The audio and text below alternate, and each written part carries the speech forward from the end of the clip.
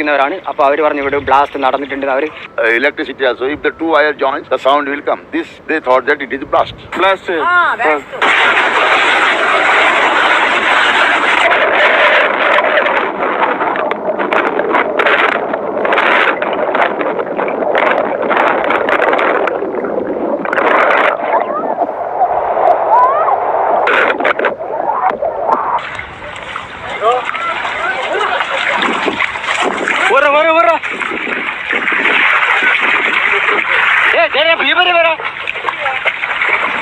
ಅದೇ ಗಾಡಿನ ಬಂತು.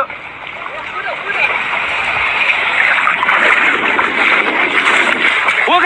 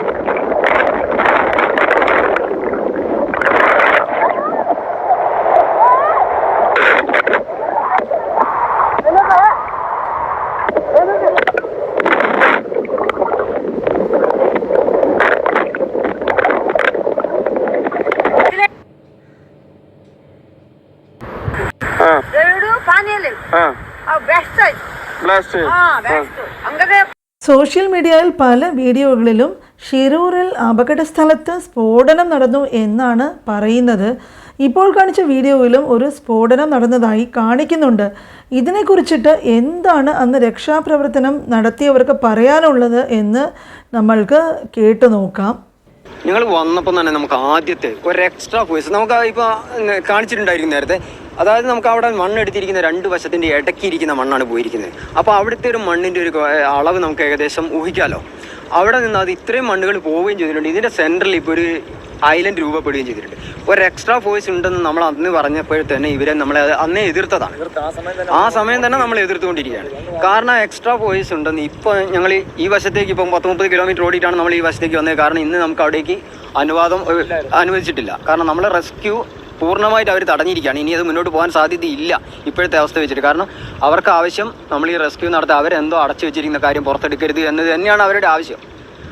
അത് ഐഡിങ് ചെയ്യാനുള്ളതാണ്. അപ്പം നമ്മളത് തേടിയാണ് ഇപ്പോൾ വന്നിരിക്കുന്നത്. ഇപ്പം വന്നപ്പോൾ നമ്മുടെ ആദ്യത്തെ സംശയം ബലപ്പെട്ടിരിക്കുകയാണ്. ഇപ്പം നമ്മൾ ഇവിടുത്തെ ലോക്കൽസായ 2 കുട്ടികളെ കണ്ട് സംസാരിച്ചപ്പോൾ അവർ ഇവിടെ തൊട്ടടുത്ത് താമസിക്കുന്നവരാണ്. അപ്പോൾ അവർ പറഞ്ഞു ഇവിടെ ബ്ലാസ്റ്റ് നടന്നിട്ടുണ്ട്. അവർ 100% ഉറപ്പ് പറഞ്ഞു. ഞാൻ ചോദിച്ചാൽ അതിൻ്റെ വീഡിയോ എടുക്കട്ടെ നിങ്ങൾ പറയുന്നത്. അപ്പോൾ അവർ പറഞ്ഞു ഞങ്ങളുടെ പല വീഡിയോകളിലും വളരെ വ്യക്തമായിട്ട് തന്നെ കാണാൻ കഴിയുന്നുണ്ട്. കല്ലുകൾ ഒലിച്ചു പോകുന്നതും കോൺക്രീറ്റ് പാളികൾ വരെ ഉടഞ്ഞു പോയതൊക്കെയും കാണാൻ സാധിക്കുന്നുണ്ട്. 100 മീറ്ററോളം പുഴയിൽ നിന്നുമുള്ള സ്ഥലമാണ് ഇവിടെ ഇനി കാണിക്കുന്നത്. പറയാന് നമുക്ക് അങ്ങനെ പുറത്തു പറയാൻ പറ്റില്ല എങ്കിലും കൂടിയിട്ട് ഞാൻ പ്രേക്ഷകരായിട്ടില്ല നിങ്ങൾക്ക് കാണിച്ചു തരാണ് നമ്മൾ. കാരണം അത്രയും, അതായത് ഇപ്പം ഞാൻ നിൽക്കുന്ന സ്ഥലം എന്ന് പറഞ്ഞത് ഏകദേശം ഒരു 50 മീറ്റർ, അതായത് ഏകദേശം ഒരു 100 മീറ്ററോളം പുഴയിൽ നിന്നും ഇങ്ങോട്ടുണ്ടാവും. പിന്നെ അത് മാത്രമല്ല ഏകദേശം ഒരു 10 മീറ്റർ ഹൈറ്റിൽ അത്രയും ഉയരത്തിൽ പിന്നെ പുഴയിൽ നിന്ന് ആ പുഴ അന്ന് നിറഞ്ഞ് കവിഞ്ഞിട്ടുണ്ട്. പാനി പാനി ആ ഇതൊക്കെ മേമേ നിങ്ങൾ കേൾക്കണം, മനസ്സിലാവണ്ട. ഈ ഒരു മലക്ക് മുകളിൽ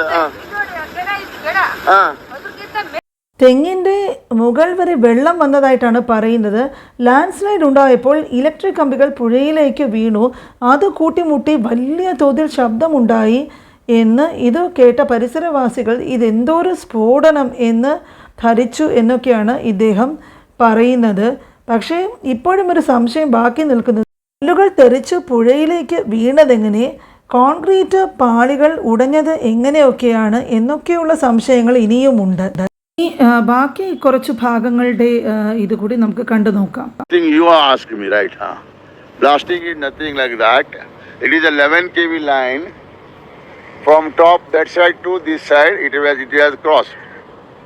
When it has fallen into the water, then it is very clear that it may be all two wires together, then the sound comes. Otherwise also, in normal course, in sadar, whatever simple electricity also, if the two wire joins, the sound will come. This, they thought that land സ്ലൈഡിന് എങ്ങനെ ഇത്രമാത്രം ആഘാതമുണ്ടാകും? അവിടെ പുകയുണ്ടായിട്ടില്ല, ഒന്നും കത്തിക്കരിഞ്ഞു കണ്ടിട്ടുമില്ല. ആ മണ്ണിടിച്ചിൽ കാരണം മണ്ണിറങ്ങുമ്പോൾ പുഴയിലേക്ക് വെള്ളം തെറിച്ചു പോകുന്നു. ആ ഒരു വെള്ളം അത്രത്തോളം കയറിയിട്ടുണ്ടെങ്കിൽ ഇത്രത്തോളം സംഭവിക്കാൻ സാധ്യതയില്ല.